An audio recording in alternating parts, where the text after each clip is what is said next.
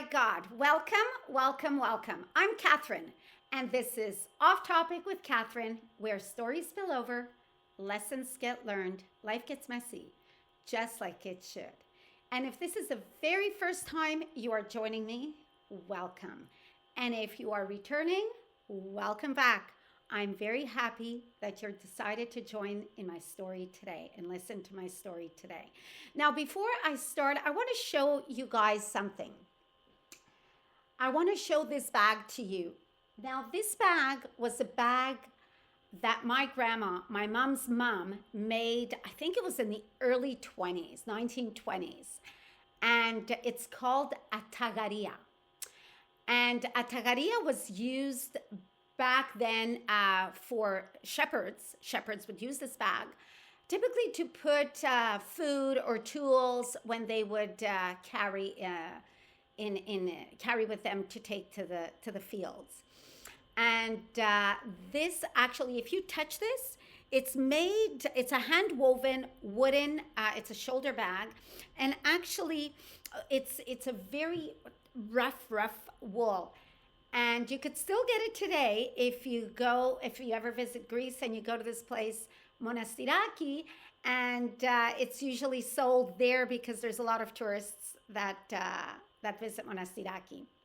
So I thought I'd share that with you. If you ever hop there, then there you go. You could get one yourself.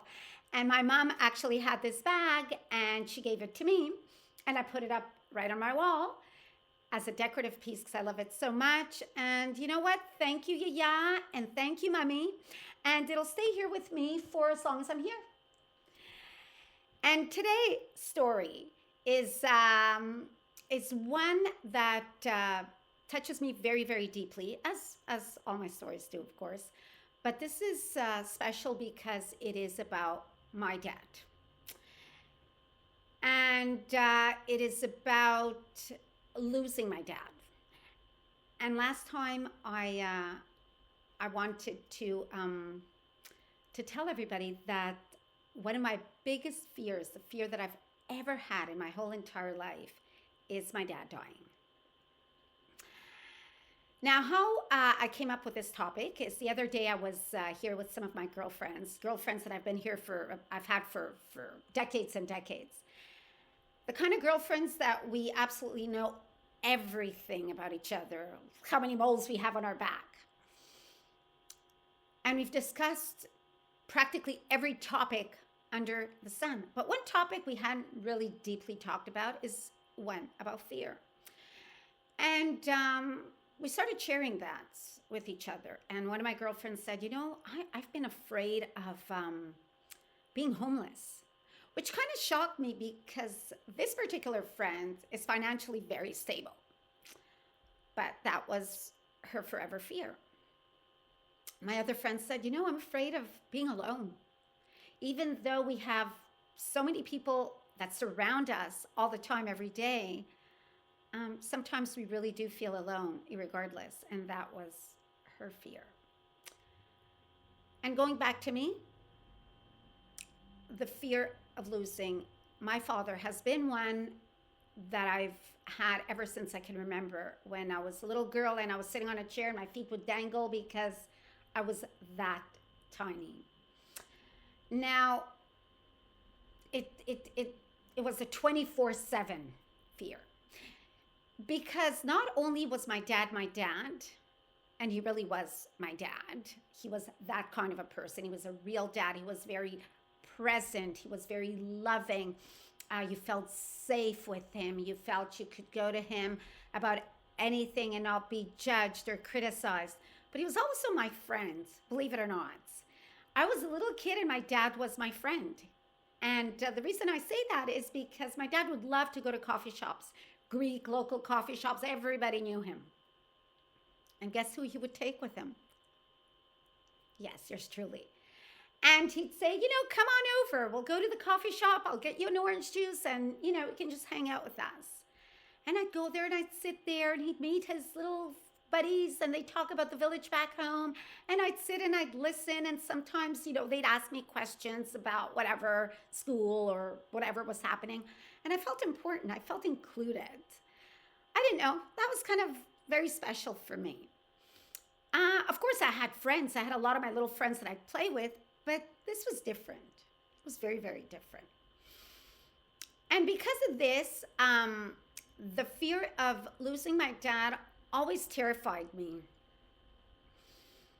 I felt that what would I do if one day he's gone? Actually, I never thought he would ever die. I thought that he was immortal.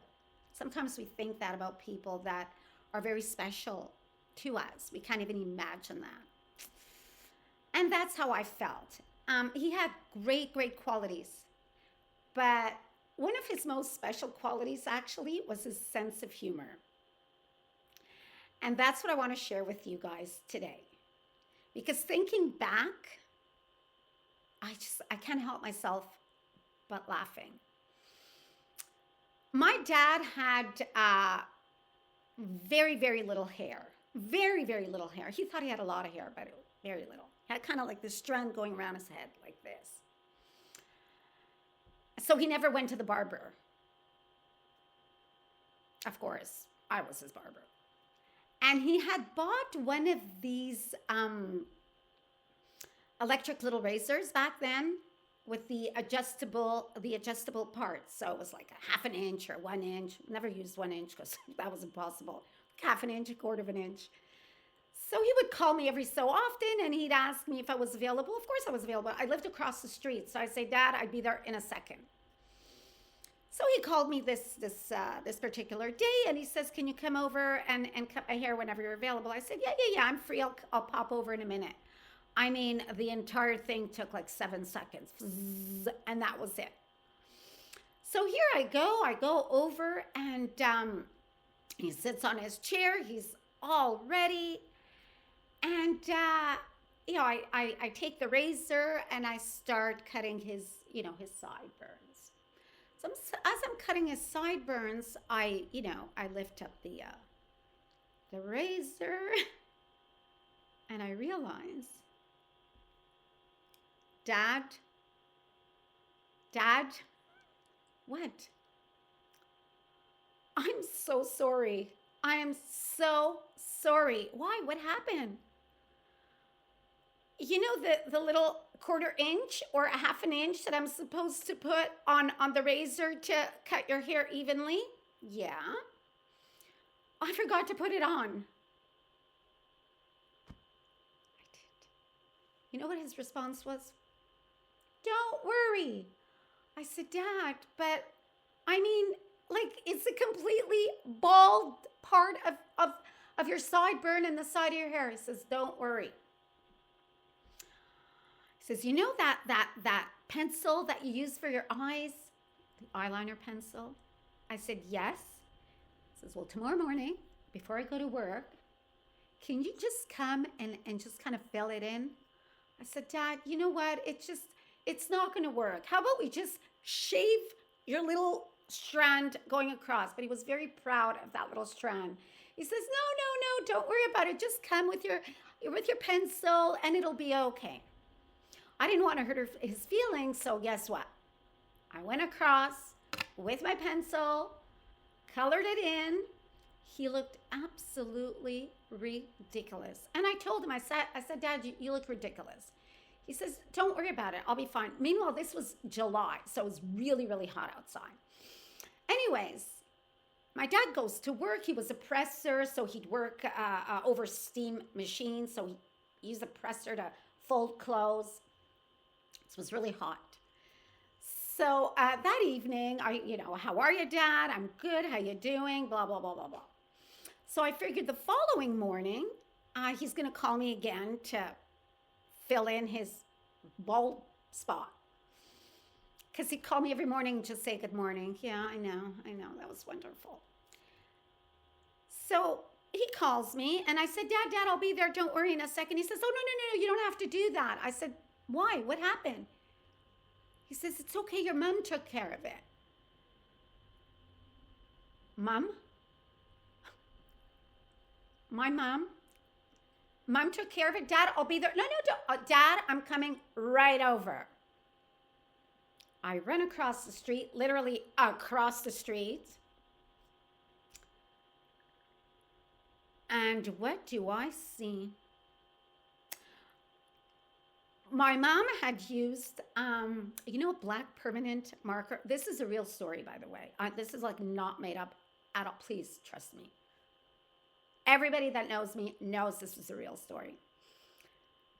My mom had used a permanent black marker because the day before, when I used the eyeliner and he went to work, well, naturally, over the steam, guess what happened? It just dripped all over his face. So my mom uses a permanent black marker. I said, Dad, no. We, Dad, really, I love you way too much. We cannot do this. It's okay. I said, Dad, we're gonna get this off. We're gonna try to get this off. I'll use some baby oil, anything. But I cannot let you go out of the house like this. So I said, okay then, I'll wear a hat. I said, what hat are you gonna wear, Dad? It's July. This is here. What hat? So I'll wear my wool hat. You know what, guys? He wore his wool hat. He wore his wool winter hat in July for 2 weeks till his hair gradually started to grow. And he never said a thing. He just thought it was part of life. It happens. Now, one other day, my mom and I were sitting in the kitchen and talking, and my dad was taking a shower. I was still living at home at this time. We had one bathroom, so my parents would use their products, their hair products or all their products, and keep them on the top shelf, and I kept all my products on the bottom shelf, just so they could see what the difference was. So my dad's in the shower, my mom and I are talking, and we hear screaming. My dad screaming from the bathtub, from the bathroom. So we run to the bathroom. Dad, what's wrong? He says, oh my gosh, I'm burning. I said, what do you mean you're burning? It's my hair. He was bald. My head is burning. And I said, well, what happened? He says, I don't know. You know that good shampoo you have? I said, what good shampoo, Dad? He says, you know that good shampoo that you bought and you have it at the bottom of the shelf? I said, Dad, what good shampoo? Show me the shampoo. He says, well, it irritated my skin. I said, Dad, show me the shampoo. So he pulls the shampoo out of the shower, the curtain. You know what Lysol is? You know the potent liquid that we use to clean the floors with? That says, please avoid exposure to skin and eyes. Dangerous. Well, my dad washed his head with it because he thought that it was one of my good shampoos that I was keeping really in the back of the shelf, so nobody else uses it. Fortunately, I remember calling the pharmacy. He was like a tomato, like a red pepper. He was on fire. I don't know what the pharmacy had told me to do at that time or told us to do, but thankfully it was not that serious. Of course, it took a few days for him to replenish. I don't know what he did, regrow his skin. But yeah, that was my dad. This is what he did. But again, it's okay. Let's take care of it. And as I've mentioned before, the best part of my dad is when he thought he knew how to speak English. And I loved him for that. He didn't know how.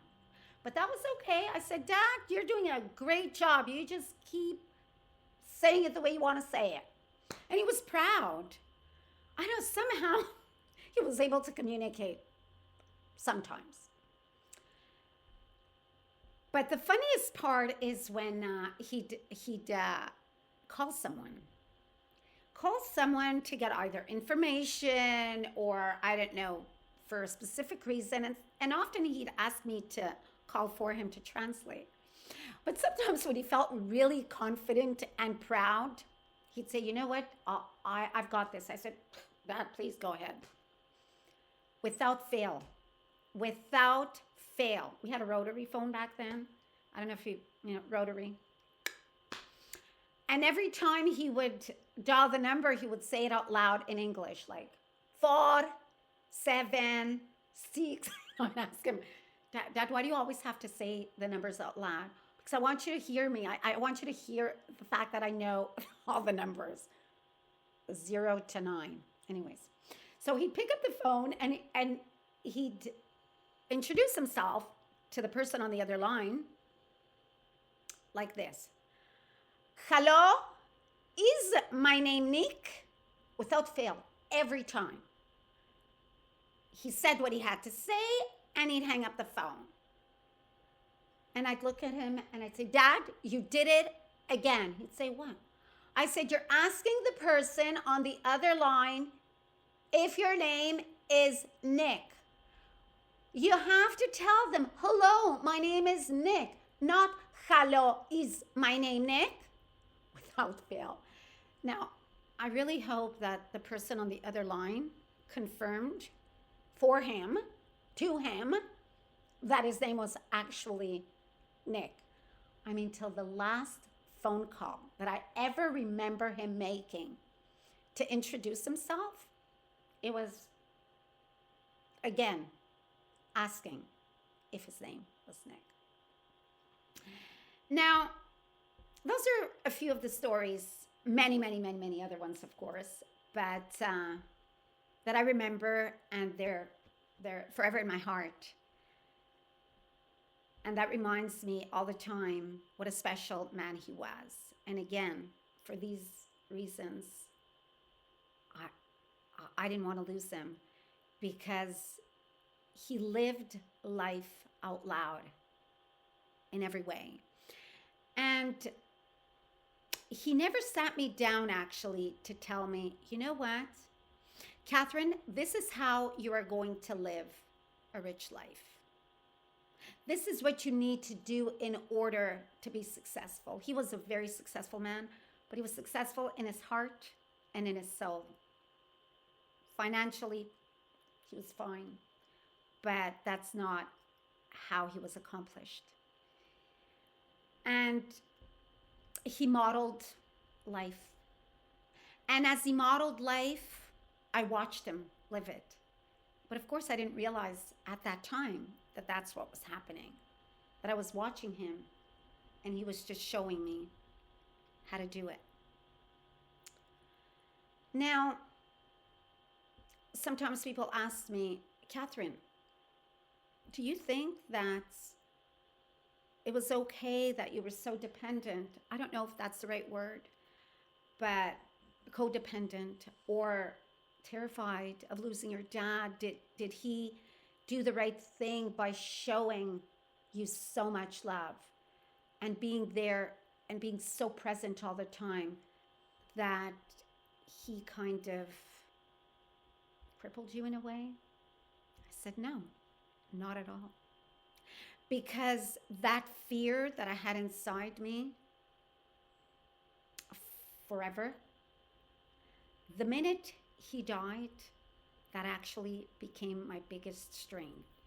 Of course, I was devastated when he passed. Of course, I was heartbroken, and I went through the whole mourning process, like we all do when we love someone. But I share this with my family and my friends and people that I know today, and I say, you know what? I don't cry thinking about my dad.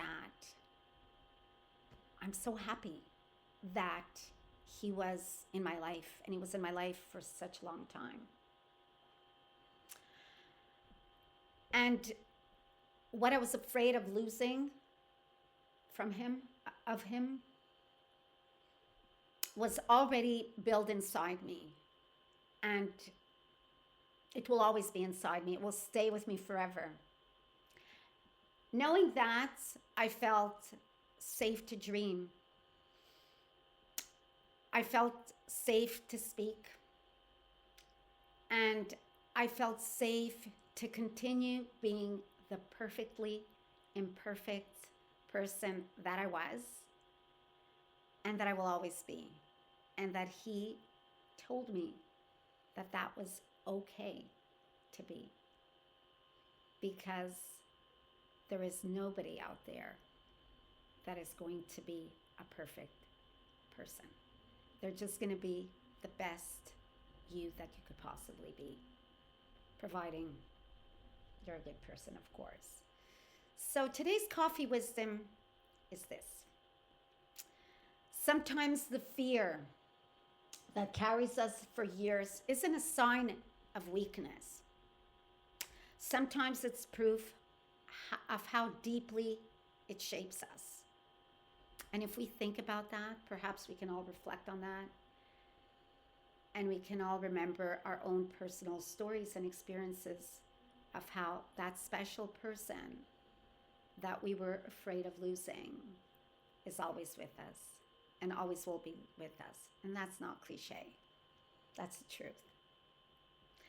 Now I'd like to thank you for sharing in my story today, for listening to my story today. I hope you enjoyed it, because I certainly enjoyed telling you this very special story about my dad and how my biggest fear actually transformed itself into one of my biggest strengths. And next time, when we are together, I will share something very special again. And that is how I just got up and I did it.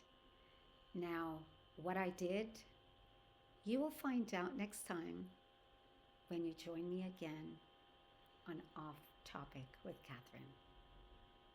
And until then, just remember, life's a little better when you go off topic. Thank you.